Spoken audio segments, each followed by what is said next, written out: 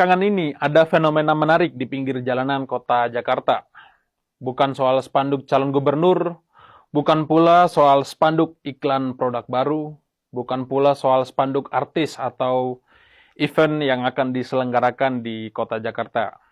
Tetapi sepanjang jalan protokol di Jakarta dan kota-kota lainnya, terbentang baliho ucapan terima kasih Jokowi. Mulai dari trotoar, pinggir jalan, hingga halte-halte turut mengucapkan terima kasih kepada Jokowi. Bahkan pohon-pohon juga ikut dipaku untuk mengucapkan terima kasih. Spanduk-spanduk ini bahkan tersebar hingga pelosok negeri. Kabarnya, Nusa Tenggara Timur pun ikut menyuarakan ucapan yang sama dari pinggiran jalan raya. Saya bukannya tidak mengucapkan terima kasih kepada Jokowi juga. Biar bagaimanapun, Jokowi adalah presiden yang banyak membangun daerah Indonesia, terutama daerah tertinggal di Indonesia lewat infrastrukturnya yang jor-joran. Daerah saya khususnya di kawasan Danau Toba. Masyarakat di sana sangat merasakan pembangunan yang nyata dan berdampak positif bagi citra, mobilisasi, dan perekonomian rakyat Toba dan sekitarnya. Ada bandara baru, ada jalan raya baru, ada jalan tol baru, dan ada sarana pendidikan dan kesehatan yang baru. Itu memang perlu saya apresiasi. Tapi, bukankah pemerintah memang tugasnya untuk membangun negaranya dan mereka digaji bekerja untuk itu? Bukankah gaji itu sudah cukup sebagai rasa terima kasih dari rakyat kepada pemerintah? Lalu mengapa butuh pengakuan lagi? Kok dibalik-balik? Maka rasanya ada yang menggelitik dalam hati saya. Bukankah tingkat kepuasan rakyat kepada Jokowi itu 86,5% dari lembaga-lembaga survei? Lalu untuk apa ada gerakan ucapan terima kasih yang terorganisir ini? Jika ada gerakan ucapan terima kasih secara masif, bukankah itu artinya tingkat kepercayaan yang dibangun oleh lembaga survei itu semua palsu? Bukan hanya spanduk, media-media besar Indonesia juga serentak memuat pencapaian Jokowi dan ucapan terima kasih kepada Jokowi. Belakangan semua media televisi swasta dan nasional kompak menarasikan hal yang baik-baik saja tentang Jokowi, juga dengan media online-nya masing-masing. Seolah-olah terlihat wah dan organik, tapi gerakan ini terlalu mudah untuk dicurigai. Ada gerakan bajer-bajer di media sosial juga memberi konten yang sama dengan tagar terima kasih Jokowi.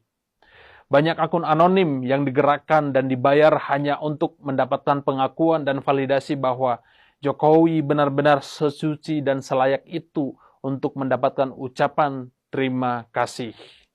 Gerakan ini memvalidasi berita di Tempo kemarin pada beberapa hari yang lalu, termasuk bocor alus Tempo yang menyatakan bahwa ada instruksi dari Menkominfo kepada pemilik media untuk memuat pencapaian Jokowi sebagai bentuk ucapan dan rasa terima kasih. Tentu semua dibayar sesuai red card yang diajukan oleh masing-masing media, buzzer, dan organ relawan yang ikut mencetak baliho di jalan-jalan protokol. Projo, pasukannya Menkominfo Budi Ari sepertinya mendapat bagian terbesar dalam proyek besar ucapan terima kasih kepada Jokowi ini. Tapi yang mau saya sampaikan begini, bayangkan bagaimana palsunya laporan-laporan lembaga survei demi memoles citra dan wajah Jokowi hingga menjadi pemimpin dengan tingkat kepercayaan tertinggi di dunia. Angka itu bahkan melebihi Vladimir Putin, Kim Jong-un, dan Xi Jinping. Mungkin Jokowi akan menjadi pemimpin pertama dalam sejarah dengan tingkat kepercayaan melebihi angka 80%. Walaupun sebenarnya saya bingung indikator apa yang membuat Jokowi bisa membuat angka itu sangat besar. Soal ekonomi, biasa saja. Soal diplomasi di luar negeri, apalagi ini. Soal demokrasi, omon-omon. Soal pemberantasan korupsi, malah makin parah dengan banyaknya menteri dan pejabat-pejabat korup di negeri ini. Tapi, dengan kepercayaan sebesar itu, masih harus dipoles lagi dengan mengemis ucapan terima kasih kepada rakyatnya dengan memakai uang rakyat. Ini sungguh benar-benar tidak masuk akal. Yang lebih miris, ucapan terima kasih itu hanya diucapkan kepada Jokowi seorang tanpa Wakil Presiden Republik Indonesia, Kiai Ma'ruf Amin.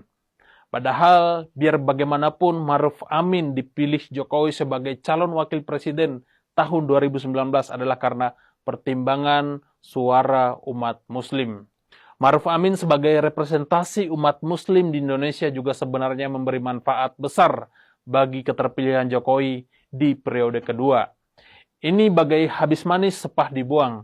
Mungkin para buzzer dan relawan juga lupa tentang peran Ma'ruf Amin selama ini. Tapi saya berusaha sedikit mewajarkan, karena Ma'ruf Amin hampir tidak terlihat sebagai wakil presiden selama ini. Beliau hanya muncul sekali sebulan saja, itu pun hanya jika Jokowi berhalangan atau acara itu tidak terlalu penting-penting amat bagi masa depan politik Jokowi. Mungkin fenomena itulah yang akan terjadi kepada Gibran nantinya. Tidak dianggap apa-apa walaupun ada di samping Prabowo. Peran sebagai pemain pengganti hanya mengharapkan pemain utama sakit atau memberi tugas atau mandat tertentu saja. Puji-pujian demi menutupi wajah palsu dan perilaku korup, nepotisme dan merongrong segala bentuk hukum dan undang-undang ini adalah bentuk dari rasa post-power syndrome-nya Jokowi menjelang lengser pada hari Minggu mendatang. Rasa cemas yang datang menghantui, rasa takut yang membayangi hingga perubahan perilaku yang tidak terduga. Maka jangan heran, cawe-cawe Jokowi kepada Prabowo di hari-hari terakhirnya masih menghantui terutama soal postur kabinet. Titipan-titipan dari Jokowi untuk Prabowo di kabinet juga bentuk dari upaya pengakuan bahwa kinerja kabinet Jokowi seolah-olah baik keseluruhan agar proses keberlanjutan itu bisa diterima oleh rakyat. Tapi percayalah, ucapan terima kasih ini tidak akan lama trending di udara atau jagat maya Indonesia. Dia hanya akan bertahan beberapa jam saja, lalu sehabis itu mengulang lagi dari nol untuk pengakuan yang sama sampai masa berkuasa benar-benar selesai. Media-media besar juga tidak akan mengurusi Jokowi lagi sebab mataharinya sekarang ada pada Prabowo, bukan pada Jokowi lagi. Bahkan dari sekarang ucapan terima kasih itu tenggelam dengan tontonan dari Kartanegara dan pembekalan para calon menteri dari Hambalang. Pak Jokowi, istirahatlah dengan tenang dan damai. Soal ucapan terima kasih, harusnya ucapan itu datang dari hati, bukan dari intimidasi. Bila angka kepuasan 86,5% benar-benar nyata, seharusnya rakyat bukan sekedar berterima kasih, tetapi menangisi kepergian Anda dan keluarga. Ingat, pahlawan tidak pernah mengemis ucapan terima kasih. Hanya pecundang yang berharap ucapan terima kasih. Saya John Sitorus, Insight.